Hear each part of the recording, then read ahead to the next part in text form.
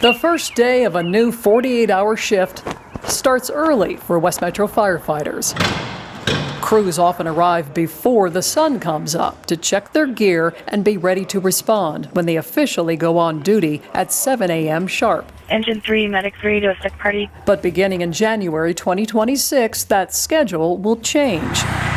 The new shift time will start 2 hours later at 9 a.m., a decision aimed at helping crews get more and better sleep, based on the results of a year-long study that shows how station life impacts firefighter health. We were able to identify that the 2 worst days of sleep for our firefighters was the morning we wake everybody up to commute to work, and the morning we wake everybody up early to wash the trucks and go home. West Metro Assistant Chief Mike Benny led the study. The information collected came from biometric wristbands that crews wore 24/7, 365.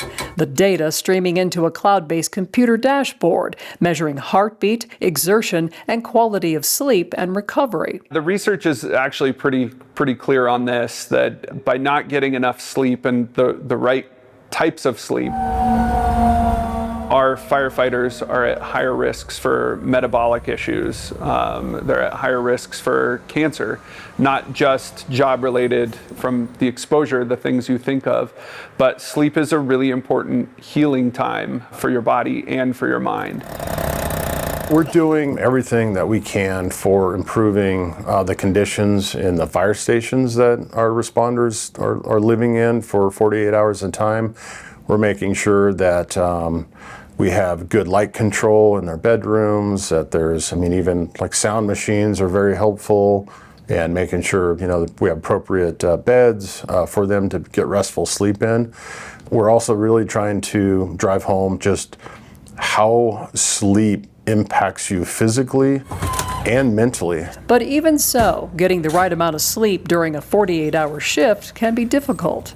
Not only at stations that see a larger number of calls, but at every station, firefighters lose sleep in constant anticipation. Sleep tends to be challenging sometimes.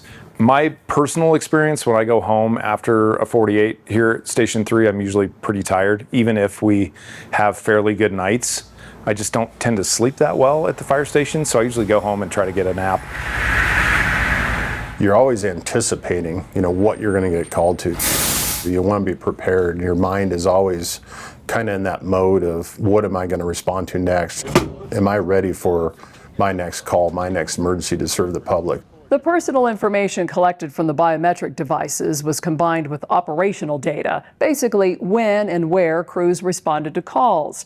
West Metro then took all of that information and determined that a shift change had the potential to be something that could have immediate results. We really wanted to empower our employees to have a say in this decision. So it really was their decision. It was really a vote that was taken by the membership to determine if they wanted to make a change. That was really as important in all of this as anything, is to make sure that our people had their say into this change and how this affects their lives and their families' lives. The change not only means a later start time for firefighters, the district will also need to shift firefighter training and apparatus maintenance schedules.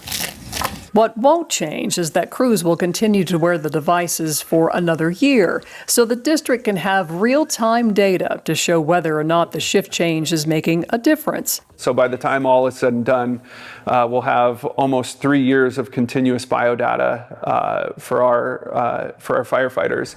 And what that means is we're able to actually have an intervention and measure it and see if it makes a difference. With the goal of improving firefighter health and readiness to respond. And sometimes in our industry, we resist change a little bit because this is the way we've always done it.